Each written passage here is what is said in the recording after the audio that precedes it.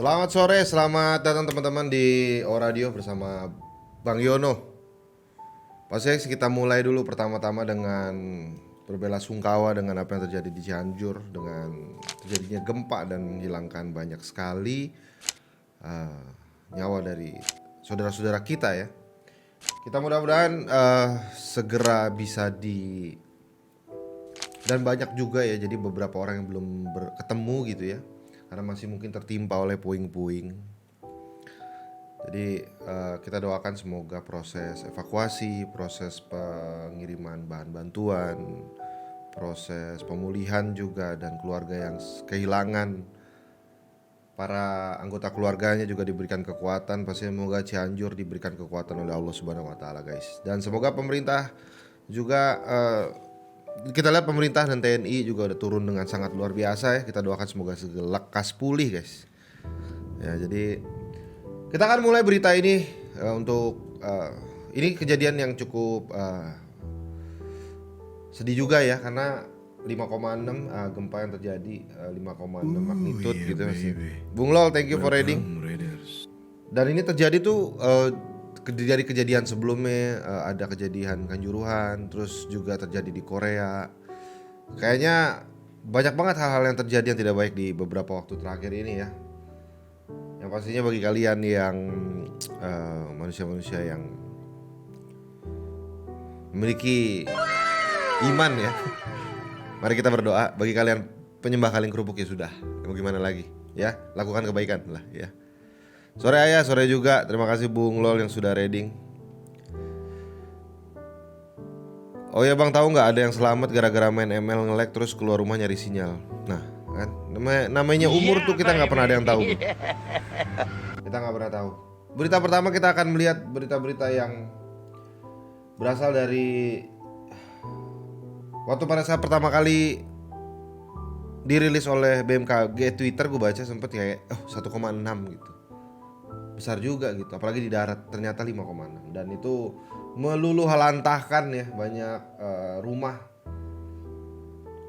banyak yang kehilangan juga, dan sampai anak gue juga membahas tentang itu bro. Bayangkan di SD berarti anak gue tuh membahas tentang itu gitu. Ya yang di highlight oleh anak gue tuh adalah iya ya, jadi ada juga yang korbannya tuh yang meninggal anak-anak katanya. Dan banyak yang meninggal anak-anak katanya. Wah, gue bilang lu tahu dari mana bro? Gue bilang dari teman di sekolah katanya. Kita baca berita terbaru yang mungkin datang dari CNN ya, tentang 3 penyebab kenapa sampai rusak parah juga ya. Banyak teman-teman kita juga yang udah ngebuka donasi, kayak kemarin sempat ada Bung Jojot, gue sempat lihat ada anak tua juga ngebuka donasi. Ya buat kalian nih yang memberikan donasi, mudah-mudahan dibalas kebaikan seluruh dunia ya. Ini lihat sendiri, kombinasi beberapa faktor juga membuat gempa Cianjur memicu banyak kerusakan ya. Menurut Badan Meteorologi itu kekuatannya magnitudonya itu 5,6, dan dia tuh terjadi di, kan kebanyakan rata-rata tuh terjadi di laut ya, terus efeknya baru ke darat gitu. Nah ini benar-benar terjadi di darat gitu ya. Korban meninggal akibat gempa mencapai 268 jiwa, yang teridentifikasi 122 jenazah, yang masih hilang 151. Korban luka mencapai 1083 orang. Gempa juga dilaporkan membuat 22.198.000 unit rusak total ya. Semoga donasi yang diberikan oleh pemerintah, masyarakat setempat, dan pasti ada pos-pos yang ngurus semua itu ya. Mudah-mudahan kalian amanah ya. Karena ada hak orang lain yang mungkin jangan sampai hak orang lain kalian ambil gitu ya. Struktur bangunan, Daryono mengatakan tidak ada larangan untuk membangun di daerah rawan gempa, namun struktur bangunan yang tahan gempa wajib dipenuhi. Ya ini harusnya dari wilayah dari pemerintah setempat ya. Ini merupakan ketidaktahuan mungkin, atau mungkin kekurangan biaya pada saat lagi membangun atau apapun itu ya. Tapi kalau misalkan namun struktur bangunan yang tahan gempa wajib dipenuhi. Ya ini balik lagi ya, pemerintah daerah harus tahu bahwa dia adalah rawan gempa. Jadi ada himbauan ketika membangun, itu ada certain rule yang harus diikutin. minimal harus segini speknya, harus begini karena ini adalah, dan ini jadi pelajaran yang sangat besar sekali. Masalahnya banyak pemukiman warga dibangun seadanya, salah satu temuan gak ya sudah terjadi ya, gimana dong ya. Tapi hasil survei dan evaluasi lapangan banyak ditemukan struktur bangunan tidak memenuhi persyaratan tahan gempa. Mayoritas bangunan tidak menggunakan struktur kolom pada bagian sudutnya. Sudah terjadi. Next time pemerintah coba tolong ya, jangan cuma minta maaf ya. Gua nggak tahu ada yang benar apa nggak. Jangan cuma kadang-kadang mintain pungli gitu. Kalau di Jakarta kan gitu ya, ada punglinya. Kalau lagi bangun rumah, ada yang selewer-seleweran lewat ya. Tolonglah pakai hati nurani sekali-sekali ya. Nanti yang balas di akhirat kok, tenang aja. Ini dijadikan sebuah warning awal supaya pada pemerintah, seharusnya udah ada pemetaan sekarang jalur-jalur gempa atau lempengan-lempengan yang dibilang gitu kan, gue juga nggak kurang ngerti ya. Diidentifikasi di Indonesia di mana aja, daerah-daerah rawan gempa, daerah-daerah dan segala macam itu diberitahu oleh pemerintah setempat. Jangan semuanya ke pusat dulu yang mesti ngurusin. Setempat itu lu mesti kreatif ya. Dan ini meninggal sampai 200-an. Yang hilang, yang udah teridentifikasi 100 lebih, yang hilang masih 151. Luka-luka sampai 1000 lebih. Mari kita doakan guys. Karena gua nggak tahu ya, karena gini ya, biar lo itu bisa punya rasa empati terhadap seseorang, anggap aja kalau itu misalkan terjadi di daerah lo gitu, bagaimana gitu. Makanya jangan, kalau sampai ada orang-orang yang ngeselin gitu ya, maksud gue ya, apalagi sampai mengambil bantuan dan segala macam, laknat dari lokasinya ya. Pokoknya kalau gue pikir ini biar harus diinin lah, harus jadiin warning awal gitu. Berita yang kedua tuh adalah ada 3 warga Cianjur stop mobil bantuan korban gempa berujung minta maaf. Kita mesti lihat dulu ceritanya seperti apa. Sebuah video viral di media sosial dengan narasi sejumlah warga menghentikan mobil pembawa bantuan korban gempa. Para pelaku pun mengaku salah dan minta maaf. Dalam video terlihat pengendara mobil pembawa bantuan memilih memundurkan kendaraan. Tampak gerakan tangan warga seakan menyuruh mobil tersebut mundur. Mendingan kita mundur aja deh gitu. Mengakui pihaknya sedang melakukan penyelidikan dari Kapolres Cianjur ya. Warga yang berada dalam video tersebut juga ditemukan dan dimintai keterangan. Iya betul, sedang di lokasi, sedang dimintai keterangan. Apa alasannya? Doni berharap masyarakat yang hendak memberikan bantuan tidak mengantar logistik secara sendiri-sendiri. Dia menyarankan bantuan dikumpulkan di satu titik melalui BPBD dan BNPB. Dan kita lakukan upaya tidak lagi masyarakat yang mengantar distribusi logistik. Itu satu lagi ya, partai apapun yang memanfaatkan ini sebagai bentuk bukan niatan dari membantu kemanusiaan, tapi ada niatan untuk mempromosikan partainya sendiri ataupun kepribadiannya sendiri, gak layak Anda naik sama sekali bro. Ada certain event yang kayak kita tuh harus ngelepas seluruh urusan kita gitu. Ini adalah salah satunya. Kepala BNPB Suharyanto buka suara terkait peristiwa jumlah warga menghadang mobil membawa. Ini artinya ke tempat pengungsian juga banyak yang masuk gitu. Bang, ini videonya, oke nanti gue cek ya. Untuk mencegah itu saya jelaskan dibuat alur distribusi logistik. Ya mungkin jadi nggak teratur ya. Gua nggak tahu apa yang terjadi. Gua nggak tahu siapa yang salah siapa yang benar. Tapi kita nggak pernah tahu. Mungkin dia warga setempat, dia melihat ada mobil masuk banyak dan segala macam. Nanti jadinya ABC gitu mungkin mereka mikir. Dan balik lagi mereka mungkin bertiga dalam keadaan antara kita berpikir positif. Ya mungkin mereka bertiga sedang dalam keadaan shock juga. Jadi mereka mudah marah, mudah tersulut emosi karena wilayahnya, ya kan. Saya akui masih hajar kemana-mana. Nah mulai besok tadi mulai diharapkan tertib lagi dan gue rasa ini memang harus disegera dilakukan sentralisasi bala bantuan ya, supaya cepat. Karena pastinya kayak gini nih banyak orang yang tidurnya mungkin sekarang malam ini tidurnya mungkin, atau anak-anak yang butuh pakaian ganti, karena anak-anak tuh kan pasti rewel ya. Permintaan maaf pelaku itu termuat dalam video, jadi udah minta maaf terkait viralnya pengadangan terhadap relawan bantuan sosial pada bencana alam gempa di Cianjur Kabupaten ya. Mengamankan 3 pelaku. Pelaku minta maaf atas perbuatannya itu. Pelaku menyadari bahwa perbuatannya meresahkan. Apa alasannya sih? Kami mohon kepada warga Cianjur yang berdampak gempa agar tidak mengikuti dan mencontoh. Apa sih alasannya, bro? Kita lihat apa yang terjadi. Izin BNPB lagi ke sini Pak, sebentar. Ini saya tahu. Cuma pengen 1 atau 2. Di sini juga nggak bakal dikeluarin semua. Iya, iya. Ya sebentar. Seikhlasnya, Bang. Nanti dulu, ini ada targetan juga kan ya? Terus-terusan mobil ke sana. Di sini belum. Izin. Oh, jadi sebenarnya dari sisi Pak, BNPB meminta sekarang bantuan lagi ke juga. sini. Tungguin dulu Iya, saya sebentar, juga sabar. ngerti. Nggak Sabar. bakalan Ini nggak bakalan nyampe ke sana, nggak bakalan. Bang, ayo Siap. aja. Bang, misi itu mobil mau lewat. Ayo. Iya, iya. Daripada resiko. Ayo, jalan. I see.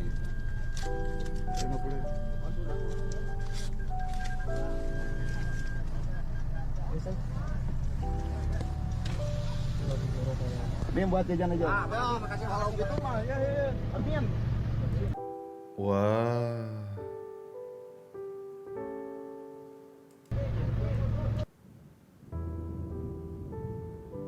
Itu apa, Cuk?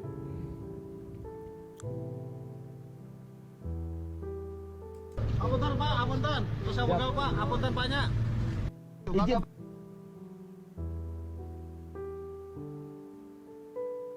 Ini ya itu dia, makanya bantuan tuh harus disentralisasi ya, supaya ya gini ya.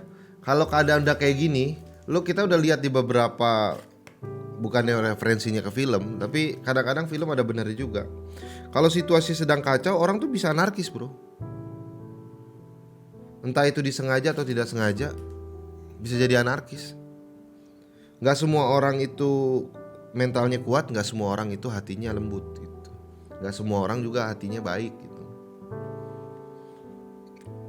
Bisa aja kan, dia lihat satu lewat, ini nggak ada yang naruh di sini nih.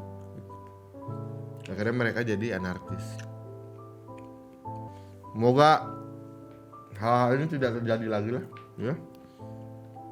Kan gue juga nggak tahu nih ya. Maksudnya gini ya, gue juga nggak tahu keadaan warga di desa ini tuh gimana. Apakah ada rumahnya yang hancur? Apakah ada korban di sana? Apakah ada apa gitu misalkan? Terus RT RW setempat. Jadi gini ya, fungsi dari pemimpin tuh selain daripada mereka mengatur regulasi, mereka tuh juga punya fungsi untuk menenangkan warga. Kalau seperti ini, RT RW di daerah setempat itu udah berkumpul. Mereka tuh langsung pada menenangkan warga, terus nanya. Jadi satu orang akan mengirim perwakilan kepada pusat yang misalkan yang terkena gempa dan segala macam, ngomong nanti soal bantuan kita ada dikirim nggak gitu. Jadi warga itu ditenangkan, bro. Bukan dibiarkan malah sendiri gitu. Warga-warga itu ditenangkan, kecuali malah Pak RT, Pak RW, Pak Kelurahan, Pak Camatnya melakukan hal yang kayak gitu. Nah itu baru masalah hidupnya. Yang harus dilakukan itu adalah mereka tuh berkoordinasi. Oke, wilayah kita gimana keadaannya, begini. Kita langsung bisa, oke, kalau begitu satu orang nih ditemani Pak Camat atau nggak apa-apa untuk datang ke pusat, ke PD, BNB apa BNPP atau apa gitu, nanya ke sana gitu. Untuk kondisinya gimana, untuk bala bantuannya kita dari warga gimana. Dah dapat berita, suruh satu orang standby di sana untuk selalu bisa ada kontek-kontekan. Terus habis itu baliklah Pak Lurah, Pak Camatnya atau Pak apanya gitu, balik ke situ untuk ngasih tahu ke warga. Saya tadi habis dari sana, saya habis begini. Nanti warga yang di sini kita akan bikin begini. Anda tuh pemimpin itu mesti punya problem solving terhadap situasi. Terlepas dari tidak bisa dia laksanakan sebuah masalah gitu ya. Tapi maksudnya ada problem solvingnya lah gitu. Jadi kan tidak terjadi hal-hal seperti ini gitu. Tapi kayak begini bang, malah nyusahin orang lain juga. Oh iya pasti. Ya kalau dilihat dari videonya udah jelas ini menyusahkan orang lain. Ya semoga bala bantuan datang dengan cepat, lancar dan terdeliver dengan sangat baik. Pastinya utamakan dulu untuk anak-anak karena mereka nggak bisa ngejaga diri mereka sendiri. Berbeda dengan kita yang orang dewasa. Ya. Halo Bung Archie, thank you for reading. Itu ya, jadi perlu mudah-mudahan lancarkan.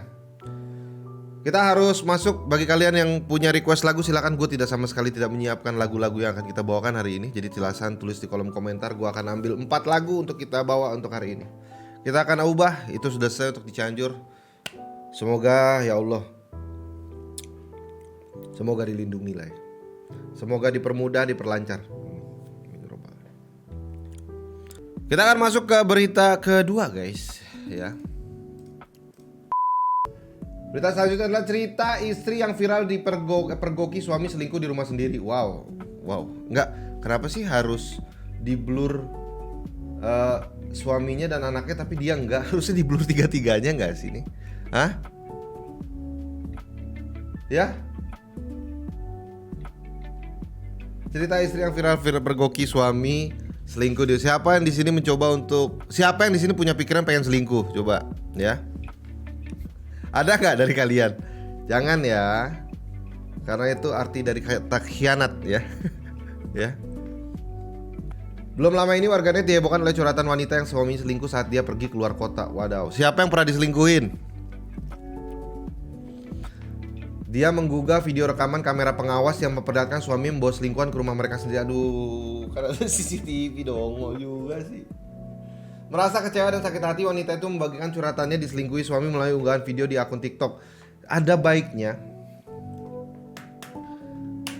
Kenapa ini diumbar banget ya? Dalam unggahannya, Rina mengaku tak menyangka suami selingkuh dan malah memfitnah dirinya sebagai istri yang gak baik, katanya. Suami juga. Pengkhianatan yang tak pernah aku bayangkan, dikhianati di istana sendiri, sampai hari ini mengakui bahkan meminta maaf pun tidak. Kau fitnah aku sebagai istri yang tidak baik untuk menutupi semua kesalahanmu. Gini ya. Oke.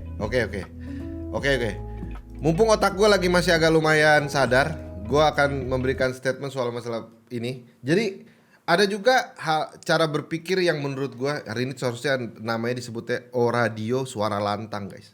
Gue akan memberikan sebuah statement yang bodoh amatan gitu ya menurut gue ya. Nanti kita akan bikin statement di mana radio suara lantang. Kadang-kadang tuh ada juga sekarang tuh yang dibangun tuh narasi seperti ini. Si suami itu selingkuh, terus akhirnya ada justifikasi dari sisi suami karena dia memiliki istri yang tidak bisa memuaskan hasrat secara seks, yang dia tidak bisa menjadi istri yang baik, tidak bisa mengayomi, tidak bisa menjadi gitu. Itu ada, itu yang dilakukan. Ini yang dilakukan sekarang saat ini. Sepertinya kalau dari baca beritanya ya. Gua anggap gitu ya. Bro, lo kalau salah tuh salah. Jangan menjadikan apapun alasan di dalam pikiran lo untuk lo melakukan sebuah kejahatan. Jadi jangan jadikan sebuah environment, circumstances itu menjadikan diri lo kan laki-laki, memang dibuat untuk bisa menahan, melihat problem solvingnya dan segala macam. Berarti itu kan tandanya ini gua bisa sangat sekali ini berbahaya gua ngomong. Itu kan menandakan bahwa lo menyalahkan orang lain karena ketidakmampuan lo mengurus sesuatu dalam hati lo kan. Dan itu juga bisa dikatakan bahwa lo tidak mampu untuk mengendalikan situasi di rumah lo kan.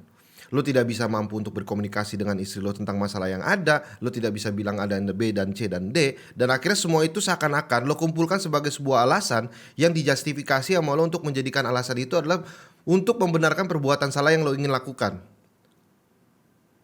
Seberapa pengecut sifat itu lo pakai, bro. Betapa pengecutnya sifat itu lo gunakan itu.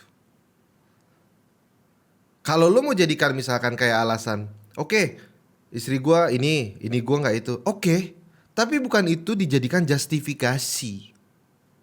Kalau lo punya problem dalam rumah tangga, jadikan itu problem rumah tangga dan coba selesaikan. Bagaimana bisa semua alasan yang tadi itu, ya kan, dijadikan sebuah justifikasi? Bisa teriak-teriak ngomong ke orang lain salah, justifikasi Anda aja selayaknya seorang pengecut. Emang ada yang bikin selingkuh jadi benar? Bener. Terlepas dari berapa kurang pasangan kita, tidak menjadikan itu sebuah hal yang betul untuk dilakukan. Radio suara lantang, ya, perlu sekali. Mungkin salah satu yang inilah yang menurut gue mungkin ini yang dilakukan oleh wanita ketika mereka emosi dan mereka berada dalam sosial media. Akhirnya mereka membuka gini ya, kekesalan kita terhadap seseorang itu kalau sampai kita buka ke sosial media, nanti yang takutnya itu berbalik ke diri kita. Berbalik ke diri kita tuh bukan cuma soal nanti malah ternyata kalau statement yang kita kasih salah kan kita berbalik. Ada juga ternyata ada beberapa orang yang ternyata mendukung, ya kan. Lo juga bisa sebagai seorang istri mungkin gak bisa jaga suami. Wah itu si anjing tuh. Ya. Itu kan soal komunikasi dalam rumah tangga ya. Berarti kan lo harus perbaiki ya. Maksud gue bukan malah dicap berarti Anda ya. Dan sayang banget ya, ini menandakan bahwa emosional wanita istrinya ini kebawa emosional, akhirnya dia udah nggak cukup kuat karena dia coba untuk ngomong ternyata. Jadi ada beberapa orang cewek yang gue kenal, mereka tuh suka ngomong dulu ya, waktu dulu dia tuh ada beberapa cerita yang ngatakan gini, gue tuh bingung sama pasangan gue gitu, sama pacar gue, bagaimana bisa dia salah terus kita ngobrol lama-lama jadi gue yang salah. Lo pernah ketemu nggak sama orang kayak gitu?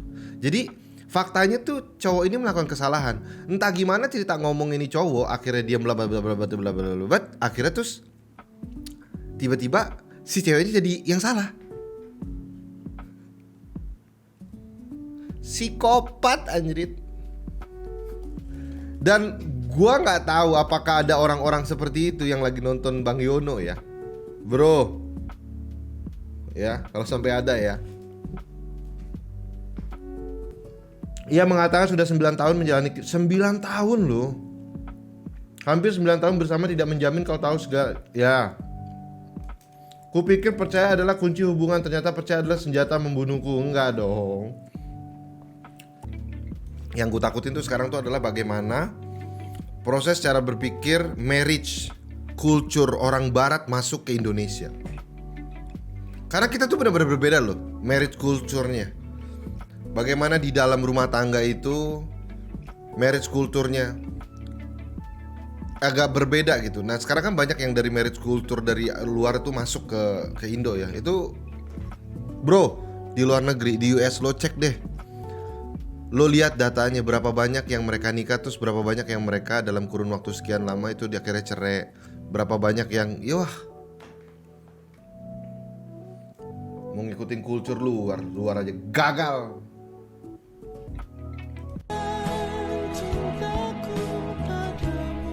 Awalnya hanya mabuk-mabukan antar laki-laki, lama-lama ada beberapa wanita juga mabuk-mabukan dan tidur di rumahku hingga akhirnya dia berani bawa satu wanita aja dan dia tidak pernah minta izin memasukkan wanita-wanita dan laki-laki ini ke rumah. Gue tuh bingung ya. Mungkin gue dididik dengan cara yang berbeda gitu ya. Memasukkan wanita ke dalam rumah, whatever the reason is, nggak ada justifikasi yang benar. Tidak ada justifikasi yang benar terhadap itu. Dan jangan mbak-mbak, neng-neng, jangan juga gini loh, jangan karena kebiasaan umum yang terjadi. Lo tau gak sih, misalkan contoh gini ya, FWB, lo tau Friends with Benefit? Gue mau nanya sama lo, itu kan sudah tersebar banyak, katanya anak Jaksel banyak yang FWB, what's. Itu berapa persen sih bro? Paling cuma 1%, 2%, 3% dari seluruh penduduk Indonesia yang melakukan itu. Dan jangan karena kebiasaan dari 1, 2, 3% orang itu jadi seakan-akan lo orang-orang yang tidak merasa bahwa FWB itu adalah hal yang benar dan tidak mau dilakukan. Tapi karena itu terjadi seakan-akan oleh orang-orang yang segelintir ini, terus lo mengatakan bahwa oke, berarti itu hal yang umum ya. Mata kau umum. Dan cowok-cowok menggunakan itu sebagai apaan? Emang zamannya begini bro. Para anjing. Kalau lo memang terjadi bagian dari situ gak apa-apa. Lo memang berada di environment seperti itu, it's okay. Tapi ada orang-orang yang memanfaatkan populer kata FWB ini sebagai sebuah justifikasi untuk mengatakan bahwa semua orang akan menerima. Oh emang kayak gini zamannya sekarang bro. Terus kita yang hidup di masa lampau, yang kita mengatakan bahwa oh enggak, yang namanya kayak begitu tuh gak bener ya kan. Dulu juga ada yang namanya TTM. Dulu TTM tuh bukan jadi sesuatu hal yang kita banggakan. Pertama, satu, berarti ceweknya mungkin gak mau sama lo, dia maunya cuma sekedar-kedarnya aja ya kan. Terus kedua, cewek tuh gak buka, gue tuh TTM-nya siapa. Karena be fair lah, kalau dia tahu, oh itu pernah jadi TTM-an si itu tuh, udah digas tuh. Terus temen yang lain, oke, kapan nih gue gantian? Apa piala bergilir? Ya kan enggak. Makanya itu disembunyikan. Sekarang enggak bro, sekarang tuh terbuka dengan, dan orang-orang yang tidak setuju dengan itu seakan-akan kita ketinggalan zaman. The hell bro, gue ketinggalan zaman.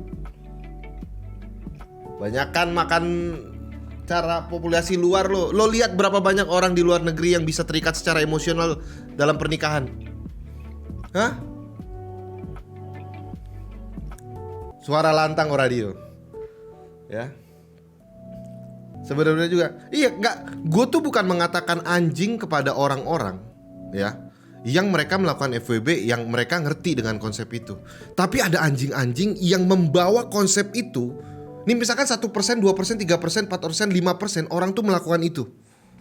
Dan mereka tuh emang pakai konsep itu. Terus karena suara ini, nah si gobloknya, si tololnya, si bangsat dan anjingnya, ada sekian 25% misalkan pria-pria yang melihat, oh this is an opportunity. Ya, ini adalah salah satu cara. Akhirnya dia membawa konsep itu ke konsepnya kehidupan mereka, entah di environment mereka, di dalam lingkungan. FWB tuh biasa bro, zaman sekarang. Lo lihat di sosial media orang pada begini semua. Anjing, lo tuh mau ginian doang bangsat. Nih, paham? Dan lo memanfaatkan konsep ini kepada orang-orang awam yang merasa bahwa itu tidak benar, tapi gara-gara itu konsep itu seakan-akan men-Indonesia dan menjadi hal yang umum. Dan akhirnya lo memanfaatkan itu dan membuat cewek-cewek bisa lo giniin. Terus lo bayangkan gak ada cewek-cewek yang mereka tuh kayak, gue tuh cuma pengen punya satu dan satu-satunya. Terus gara-gara konsep ini dibawa sembarangan sama orang. Emang ada dunia yang begini, ada. Tapi ada orang yang sengaja membawa ini terus ketemu sama cewek kayak gitu. Akhirnya dirusak kan, maksud gue. Hanya dengan alasan cuma apa?